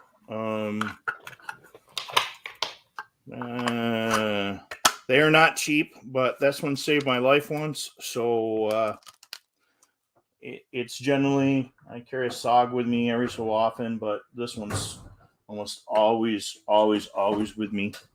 But always make sure you got a gimbal, you know. I saw that gimbal. But What are you talking about? Having those little things with you, having a flashlight with you, you know, having a glow sticks. He said gimbal. You know, make sure you have lots of headlights with you. Headlamps are a wonderful thing. I forgot I had a whole box of headlights back there. So we have enough stuff to turn on. Did you really? Because even I knew you had a whole box of headlights there. No, I have a box of headlights and I have a box of headlights. Yes. Make sure you have communications gear. He's not lying. But again, when we do this, we're going to document. Documenting is the most important thing we can do. And if you're going to take the kids out, again, teach them how to use a compass, how to read a map, how to turn around, put the gloves on, the mask, and properly take that. And the steps are in our setup on how you're going to go. Again, we're using a black background. I went to a craft store. This is black vinyl for like it's for Cricut cutter. But you're generally going to find this in like the notebooking section. I tried yellow, and yellow works really good. But what we found out with the yellow is the yellow absorbs the UV. So it worked great for what I was doing, but for a solid across the board, black is black pretty much, but yellow, you can have multiple shades of yellow. We were going to try brown, but you have multiple shades of, do I have an almond? Do I have a peanut butter or whatever? That's how things are going to go. Let's see, what else do I have up here? You know, even having, you know, I'm getting older, so this is an audio. This basically is a hearing aid. So it allows me to hear in the woods when I don't have my headphones plugged in. But again, having that tape measure is going to be very important. You know, all these folks say, "Hey, I lost that track in the woods." But you can. I'm going to close that one out, and I just closed the wrong screen out here. I'll bring that one back up. So this one's got to come over here. When you're using that tape measure and somebody says, "Oh, I lost a track. What am I going to do?" Well, I have 6 foot of tape that I can turn around and make a circle. And when I find that track, I'm going to take my flag and I'm going to stick it down and I'm going to make another circle. So if I find that hair sample in a tree, I found that, I'm going to make that 6 foot circle, put another flag out or put a glow stick out. I'm going to do another circle so I can see if I can collect. And every one of those things, you're going to take a photo. And, well, you've got your cell phone with you. You got that, you know. And yes, John, it is a grid search. It's actually a circle search that we're using with these. And again, these were like a 2-pack for a couple of bucks. And again, if I need cordage, I can tie it off to bind things. But we're going to look at depth. And I do occasionally, I have a couple of smaller tape measures in this, the little teeny tiny ones that you get at for free through a lot of things. But the reason that we're going to look at that is, why did that do that? Share screen. If we're going to look at a track, so this is, again, we're going back to Chautauqua County. We were down at Chautauqua Lake Bigfoot. And this is a track Stacy Horton found. Stacy and I were paired up. She's part of the Squatch detective team. And, we found the track, and we were looking at the depth. So this almost had a 3-inch depth into the soil. And that's why I'm using a lot of 3D scans. But when we look at this stuff, I mean, that was a pretty good sized track. So Steve's getting ready here. We've got a form to turn around and cast. And everybody goes, "Why are you using, 3D scanning?" And that's a big thing that I use on my phone, is carrying that much plaster with you gets a little bit bigger. There's Steve calls, taking the cast. And it was a pretty good sized cast. Again, dated location, pulling that bad boy out. But having those evidence kits ready with you to go. I mean, I have 25 pounds of dental stone that Kristie will have to mix up because I'm not mixing that stuff up, because the first time I went to cast something, I mixed really nice drywall compound and not casting material. Well, it's a good thing I have that background too, huh? Yeah. So wow, you like went dark on us all of a sudden. What are you doing? Just cancel and don't save. And so each of those things, to make sure, there's stuff that you're going to take. Yes, I have everything in there for the oh boy, no wonder why Paula. Okay, so again, I'm going to do a quick little overview on something too. This presentation I did down in Whitehall, but just when we grab the things to do this stuff, going to the other screen here, just make sure you're having fun. I mean, that is the most important thing. Get out there, have fun, plan for your adventure. But, there's a process. We're really going to look at the location. We're going to observe. We're going to collect that data. And what you're going to take with you is going to be the same thing. These applications, the attractants, knowing who owns the property where you're going to go. Talk to the people in the neighborhood. If you found an error, what the moon phases are. These are all little things you're going to do when you're Bigfoot. These are all things we're going to do when we collect that hair sample. And did you bring your jacket? You're standing out there collecting, or you're freezing, and you're putting stuff in what jacket, did you bring food, your water, your phone, all that stuff? Your notebook. Make sure you got a notebook with you so you can write this stuff down, and when you're there, when you're looking and you're collecting that hair, and if you're collecting from the roadkill too, the animal you found on the side of the road, why was it on the side of the road? And again, Matt, I'm going to give you the props for that one. Go back and take a look at the deer we found. And I found another one in New York where the hair was pulled off in one spot. And yes, coyotes will cape a deer, where they'll just grab and pull the hair off. But when you're not finding the skin, but you're just finding the hair and skeleton, it's a fresh kill. You kind of go, what's going on? You document that stuff. So, basically, look at, paper and pencil to write it down, and you can use those dry erase ones. They're in the other cabinet over here to the right. Let's see. Yeah, and again, that 10-foot line is going to be very important. Your glow sticks. Carry glow sticks with you. Yeah, John, it's. But again, what were the sounds? What were the smells? What were all that stuff when you're out there is going to be very important to get that info. Time and date stamps. When you're looking at things. Yeah, I found pieces of deer stuff when I was in North Carolina and found some crazy crystals. And, there's a whole bunch of different cameras you're going to take out there, when you're going to look for that kind of stuff. That's why we're looking at this. Again, the UV is going to be very important, because you never know when you might find, I'm going to use a different video for that one, actually. So stop share. Because you never know what you're going to find in the woods. And is it a bear in the woods? And or is it Mike snoring? Or is it? Yeah, it was. Mike and Aaron snoring in the woods. Yeah, and that's happened too, where we've been out with folks, but having little things that pop up, and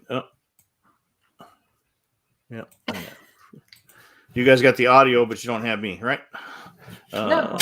All right. Wait, I can see you. Yeah, you can see me. I'm trying to go to the other video. Stop. So, when you find stuff in the woods, I'm hitting a stop instead of the pause. So, again, when we go, why we're looking at hair and knowing where the location is, this is a prime example. So, go to a full screen interface on there. So, this particular location, you guys don't have the audio, right? I can hear you. Can you guys hear Mike? Can you hear the video audio? Oh, the video, no. So always pay attention to what you say when you're recording too, because you can record your time and date. So we're doing a mobile run here. We can My hear it race. Everybody see that hot spot in the middle there? Let's see what we got here. Let's go a little smaller here.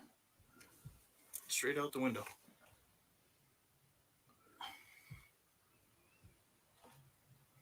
So I like to call this the litter box.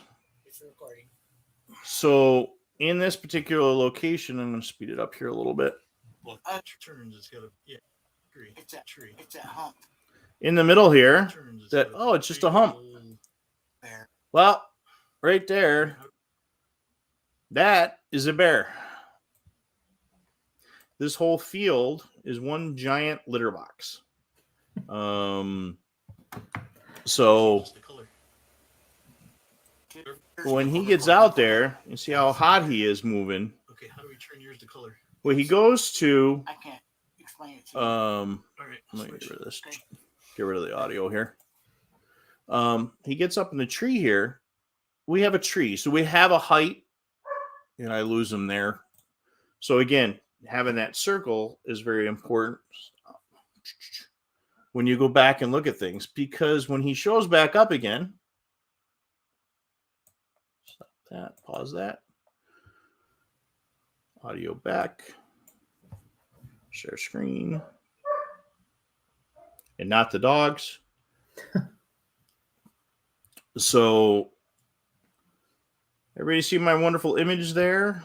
See that heat source in the back corner right here? Mm-hmm. That's, if that don't look like Bigfoot.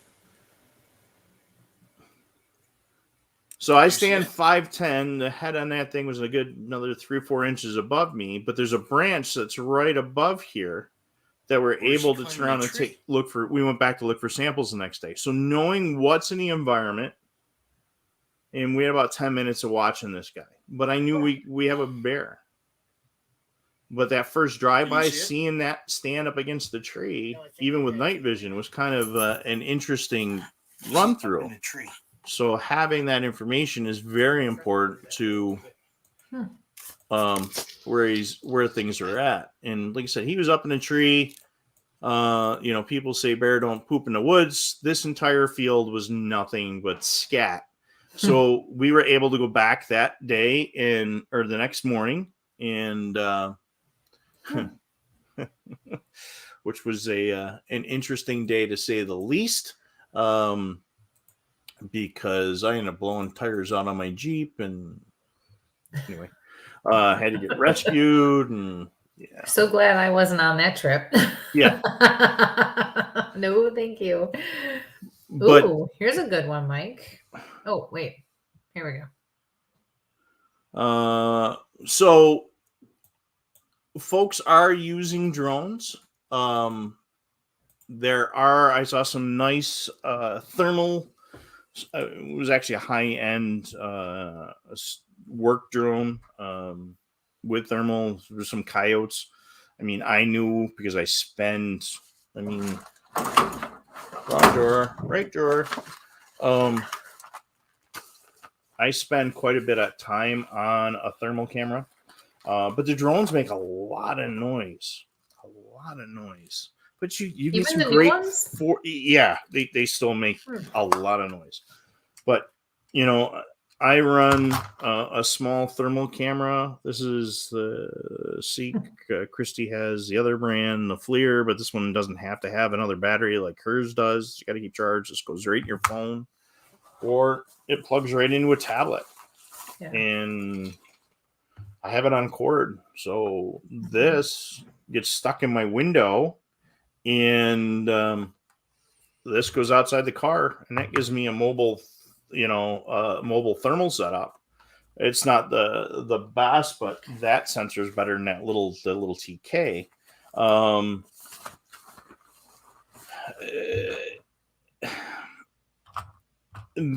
Greg, they're a little more silent, but you're still getting some noise. There's a big thing. Learn how to use a tourniquet. Carry a tourniquet with you in the woods. Very important. In case you chop a piece of your limb off, or no. So you trip and you fall, and you get something stuck in you, and you got to get a hole. and then you can use the bigger thermal. That the bear was filmed with this one. So I have thermal. I thought I had the owl night vision. I'll have to go back and look for that. So then again, you're running night vision.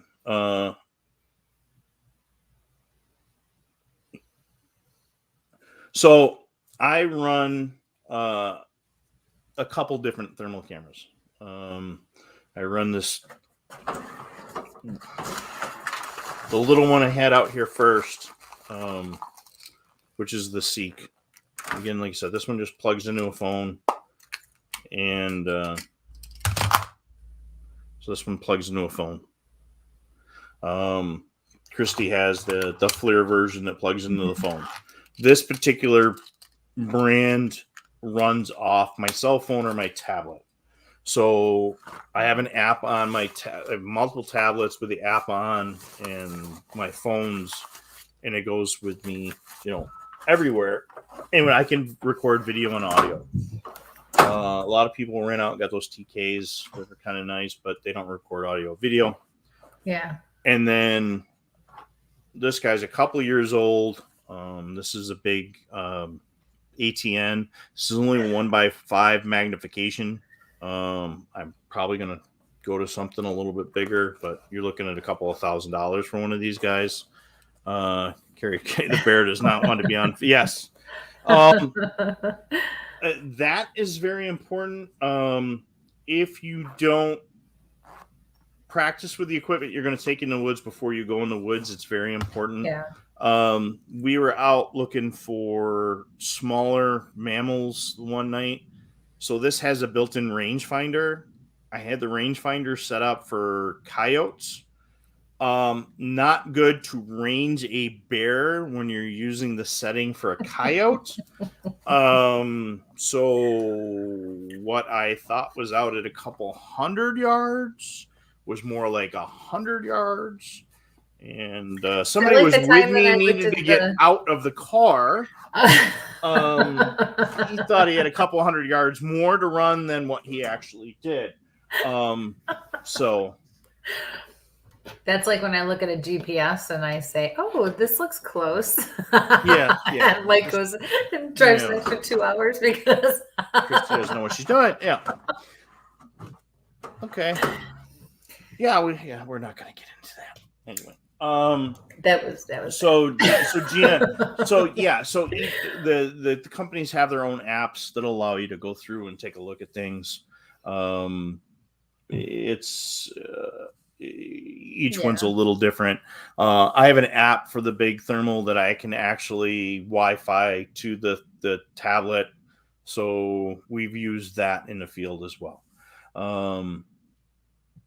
What did you do a few years ago?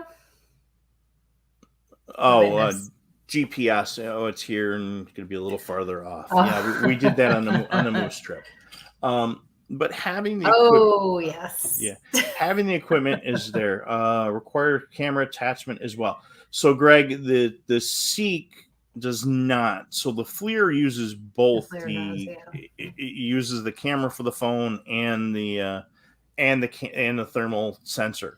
That one just uses the thermal sensor, which makes it really, really nice. So like I said, that one mount the things, you can use it as a back facing camera actually, if you needed to.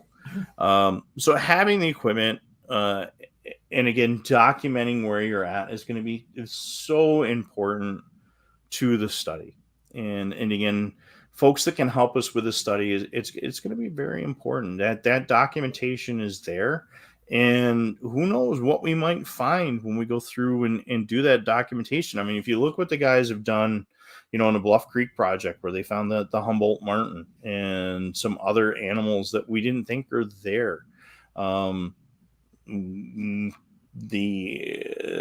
scientific end of things, if we find Sasquatch, or do we find that there's another cat, or are there other animals migrating, like the Fisher cats? We know they're back in the state, but where are they spread out in the state?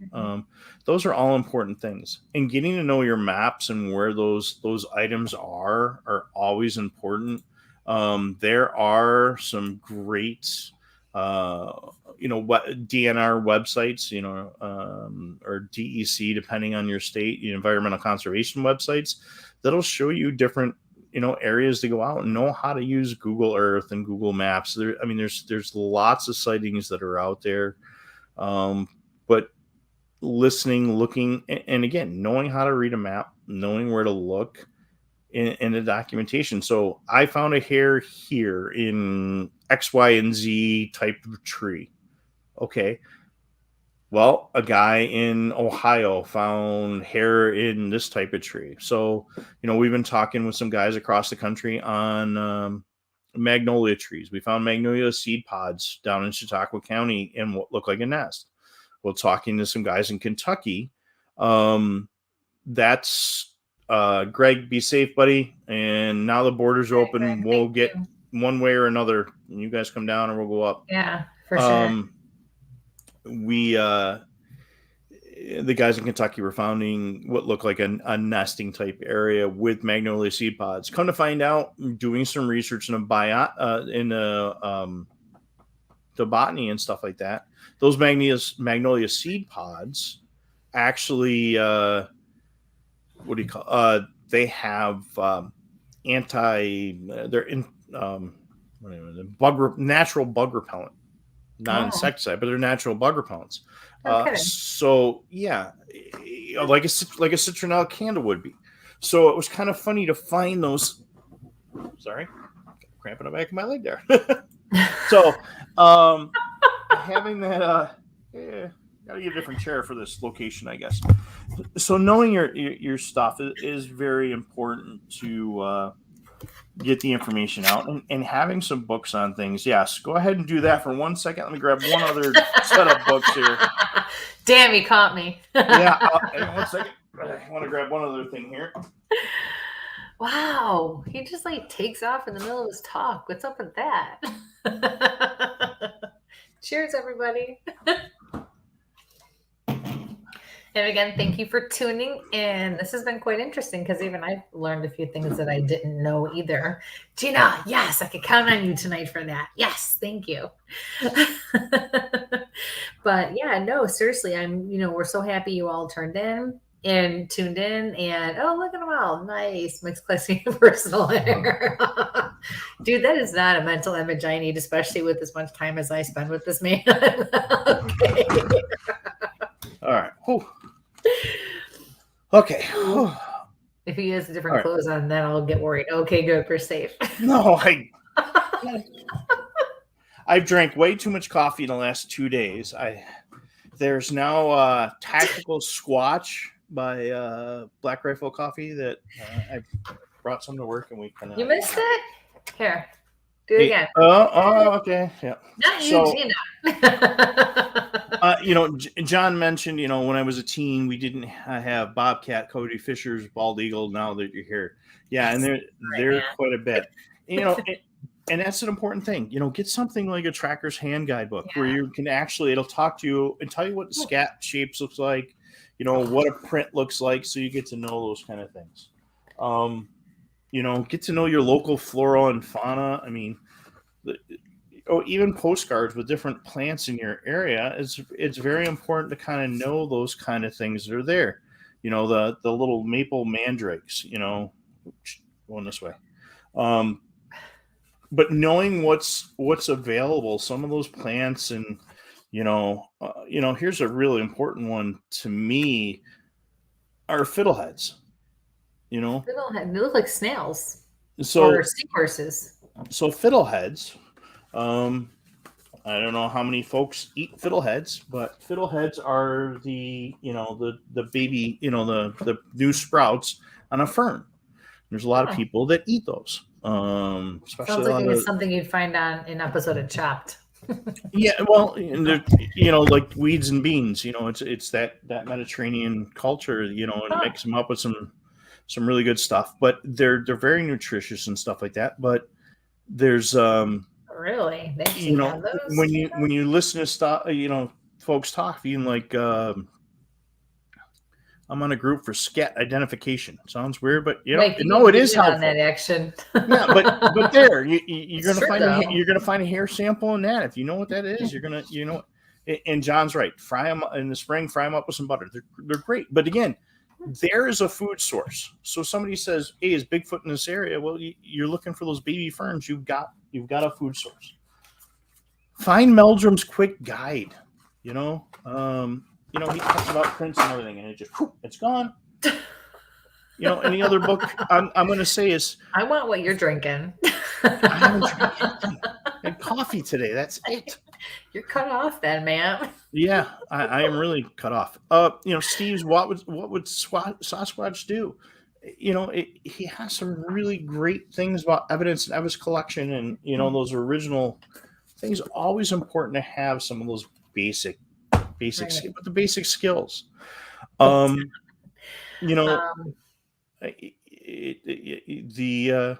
bird apps, the Cornell, the Macaulay Library, very important when you're hearing that stuff out there. So, we can do, I did the Wood Knock show. Guys, you can go back and take a look at that. But this is more about the evidence collection. Right. Document with photos, please. You find the hair, take the photos of where you found it. Mm-hmm. Take the photos of the hair in place, in situ, where you found it. Is it attached to that branch? Is it attached to that, my clothes are all moved all over the place on my back clothesline, but I found this clump of hair. Please take a picture how you walked up and found it, because that's going to be important, because then we're going to be able to look at that hair. And John or Joe was with me. And make sure that your time and date stamp is accurate. Right. Because I know mine somehow turns itself off. So sometimes I take pictures to document something. I'm like, well, where's the time and date stamp that I'm looking for? So make sure that's on too. Take it off from off the screen itself. Take that time date stamp off, because you're in a rush. You slam your batteries in there, and then you take that photo, and you get the time date. You get a time date stamp of January 2015 or something like that. But not on a cell phone. I'm talking about on a cell phone. Oh, so you're talking about using an actual camera. If you're using an actual camera. If you're using your cell phone, yeah, but still don't put that time dates. Don't put the time. It's still in the metadata. That information is still in the metadata. Oh, okay. All right, good to know. The other thing is, if you're going to take the photo with your camera phone, for your own personal, make sure your location's on. But if you share it anywhere, scrub it. Take it into an editor and scrub the metadata. If not, somebody will know where your location is that you're going. It's also very important if you're taking pictures of your kids or something like that at the school, because all that documentation is in that data. And again, you go back and look at some of Steve's stuff, that metadata is it's in there. What the camera was used, the time of the day, it's all there when you pull some of those things up. So, if you have a location, turn your GPS off. We take 4 or 5 shots, but make sure you take one, because then you can get back to that location. And it's very important to have that data. It totally threw me off where I was going here. When you approach like said, make sure you take pictures. Yeah, take pictures when you approach and how you found something. That's what you were saying. And again, you having a big camera with a zoom, you're going to get a little better. Yes, the new phones are coming along. There's a 13 in the other room. I haven't tried that new iPhone 13, see what it's got. But taking the photos, you have an audio recorder on here. Hey, on such and such a date at this time, the weather was this. I observed this. This is with who. If you don't have that paper and pen, use that audio. Use that audio recorder. I have so much data that I keep. Just, hey, I've gone into the woods. This is who I'm with. This is the date. So if somebody ever asks, hey, can you go back and tell me who was with you and on that date and everything? We have that. Because, yeah, I'm moving. I think if you're going to keep getting up as many times as you do, you should at least wear some funny, interesting pants for us to have to keep looking at. Yeah. Like with beer mugs on them or something, or Bigfoot on it. I got pants on. So, but then when you come up with a checklist, you can go through the checklist and have that information. Right. The time of the day, the weather conditions, the month, the season, all that stuff is very important. And I got to remember to take those with me tomorrow.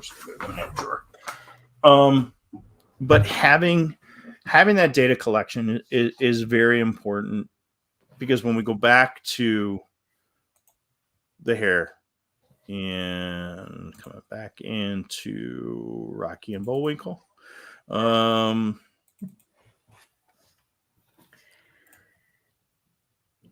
back to the share screen.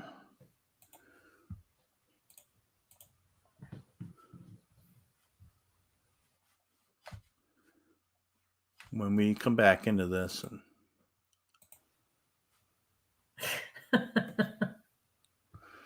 Fantastic. As long as you don't come on live with us without your pants on, we are good to go. yeah. Okay. Don't know how to get out of this view now. Oh, there we go. Anyway, when we come back and look at these things again, how you're going to document there. You're going to make sure you have your digital camera or your phone with you. Let me bring us back over to the side there. You're going to make sure you have your digital camera and cell phone. And the reason I'm saying a digital camera and a cell phone, when we go through to make sure that we document this and we go through and do the experiment, I'm asking folks that if you have somebody that can videotape you going through and doing the experiment, so I can see how you set everything up.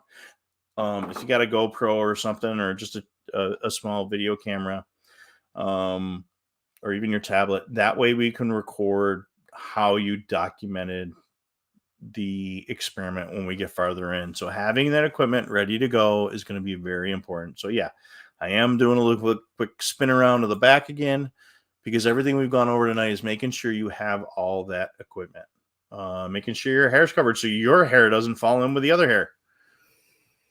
And again, so wear a hairnet. Bring hairnets with you.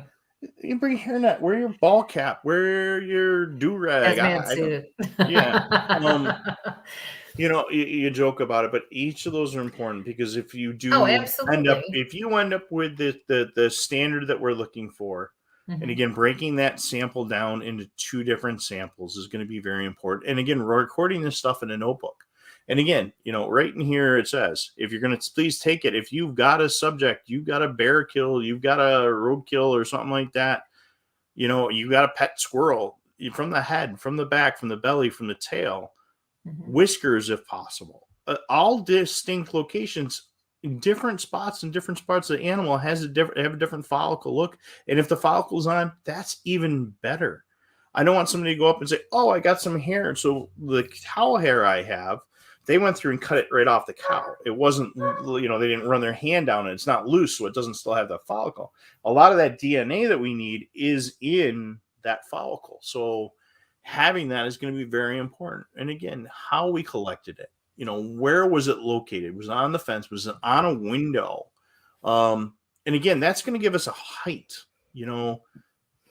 Is it the raccoon that walked by? Is it Bigfoot? Did something step over the top? Is it underneath? Okay, I got a barbed wire fence with 3 strands, but it's on the bottom strand. Well, okay, what do we got going underneath the bottom strand? And again, you can take that UV light, and Joe's been out with me and seeing that you take that UV light and just run it along, because you're going to see different setups with it. You're going to find different things. You're going to find a different depth perception. Measure the size of the clump. All this is very important, and making sure you have your gloves, your lights, and you go ahead how you're going to collect it.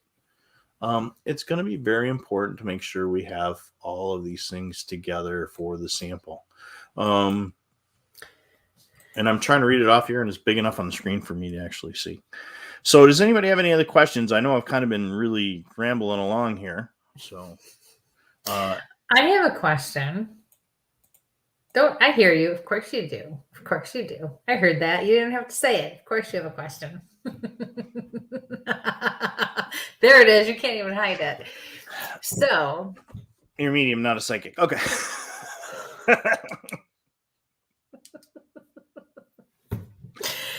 Anywho, why are you doing what you're doing, and why are you taking it to this level? What is your end game here? What's pushing you and driving you to keep going and doing this? Every time I get close to walking away, something happens. Be it a rock throw. When we were out, Steve, there a couple of weeks ago, when we were up for the Whitehall adventure, we had the rocks come through the woods. I got another set in Buck Mountain. It's talking to folks like Joe and Matt and Brian Goslin. It was in the Whitehall thing. The law enforcement guys, the military guys that have seen stuff. It's kind of there. The adventure, getting out with some great folks, enjoying things, but now that this particular item we can use for some scientific research, where we've actually got scientists that have said, hey, we want to really look at this project. That's a huge portion of this, where like it was mentioned up above, well, I can get my grandson or my nieces and nephews or my kids involved in this, because you're going to learn about science, how to do a DNA sample, how to collect what's your goal? hair. My As goal is to Bigfoot research. What is your goal with all of this? You're not listening, partner. My goal is to get folks. Yes, but I want to know about your drive. Let me be more specific, partner. What is your personal drive? Because you've mentioned a whole scope of things. I want you to narrow it down. What is it doing for you? I know why you do it, and it helps to get people out, but what does it do for you? And what are you trying to prove or disprove at this point?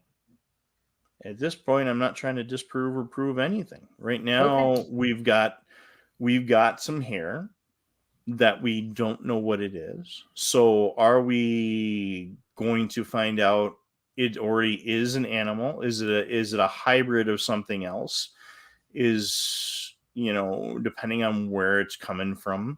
And I don't have that sample. That's a sample that Doug has. Those things that we can do are really important. It's the ability to get folks involved in the environment, involved in the outside, is important to me. Is there a proof? Yes or no? If it's there, it's there. If it's not there, it's not there. I've met some great people along the way. If we can get kids involved in science, we can get families out in the woods to learn about nature and science and first aid and how to cook outdoors. You're going to go out and set up a campfire. Can you set up a campfire? Can you, make peach cobbler in a cast iron stove? Well, that's part of the adventure going out there, because if you're standing around the campfire and they come into your campfire, well, you were cooking and having fun, and you're out there with friends and family. Again, I got to go out and hang out with Joe and our unnamed scientist, and had the campfire, had the dogs, had some pizza. The guys, partner smoking some cigars and chilling out, listening, hanging out with some friends. The guys from Nesra, who's going to make the best chili or pork chops? You always hear jokes about pork chop necklaces and everything else like that. But the guys have gone out and, cooked pork chops on the grill, and we've got action on those nights. So now, we got action, and we found hair. Well, now we can take the UV, we can use our phone, we can take a look at that. And some of the guys have gone out and bought some, I've got this killer flashlight. My partner's got this gigantic 395, wavelength, UV light. He uses a lightsaber, probably get halfway to the moon with it, because UV doesn't really, what we can see doesn't travel as far. But that particular device goes out farther. And now we put it with the phone and we can see out farther. But there's quite a few folks that have gotten involved in the study that have, really gone out and take a look at this. So is there something there? And are these hair samples, will they come close to us? And then we got to look at what the DNA comes back to us. So having a background in archaeology and anthropology, are these creatures or whatever they are they close to us? You know, that's a big thing. Right. So if that hair sample, so like I said, if we can take 100 hair samples and get us down to 5 hair samples because we've used this, well, if you've got a budget of X, you can test that many samples where you're not trying to test all these samples. Right. So as Gina says, it's a win-win. We really, you know, okay, we know that bear's going to react this way. We know porcupine's going to react this way, but this unknown sample is going to react this way. Right. Now let's pull it up. We're going to get a bigger microscope than this one. We'll get an electron microscope and we'll look better. We'll look closer at that follicle. But there's a lot of that going in. Look at those minor 7 points that we have on our study here, what you're looking for, that is going to help you in the long run. And again, if we can contribute somewhere down the line to something new, I mean, that's where we can go. I mean, it's absolutely it's where it's at. Like I said, those guys on the West Coast, they found what they thought was going to be an extinct marten. Are we going to find something here in New York State? You know, there's a lot of folks say, hey, there's a black cat. There's a black cat. There's a black cat. Well, is there or isn't there? Right. Or like I said, are the fishers here? Are there a new hybrid of this or that? It's something we can see, but it's part of the journey. And the journey is the most important thing. As we say on our show, you know, we sample on. That's what we're doing. We're sampling and we're experiencing the universe. Literally sampling. We're literally. And Joe, I see it. You know, you took me to show Rasta's Joe's sighting there from Western New York Bigfoot Investigation Group, and that was an important night for Joe to take us to his location where he had his encounter. And him to put me in the location to do the recreation. It's awesome. You know, that's important. And guys like that, like I said, that you talk that know they've had something, it's very important to take a look at things. But hey, it's just real quick. It is after 10 o'clock. I don't know if we have to shut down the WLFE or not. Yeah, we can shut them down. That's easy enough. I wasn't sure. Does anybody else... I'm going to remove that. Do not delete. John, I'm not quite sure. I understand your last comment there. I'm sorry. And we'll take